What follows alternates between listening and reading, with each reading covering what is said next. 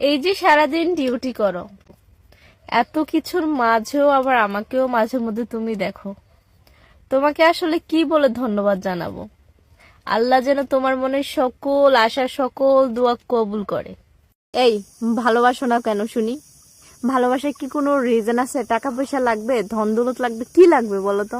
যদি কোনো রিজন না থাকে তাহলে আমাকে পাঠায় না। শোনেন, আপনার অনুমতি পেলে আপনার মনের ঘরে প্রবেশ করতাম। অনুভূতিটা দিয়ে দেন। অনুমতি কি দিবেন? দিবেন না কেন? কিউট একটা মেয়ে, কিউট একটা মেয়ে। প্রেমে পড়ার যদি কোনো নিষেধাজ্ঞা থাকতো তাহলে প্রেমে নাই পড়তাম।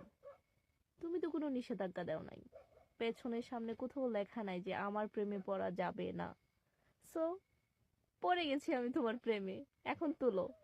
ধর, একজন লিখছে প্রেম করবা, প্রেম করে কি লাভ? শুধু কথা বলতে পারবা। তার চেয়ে ভালো না বিয়ে করে ফেলা, পুরোটাই তোমার।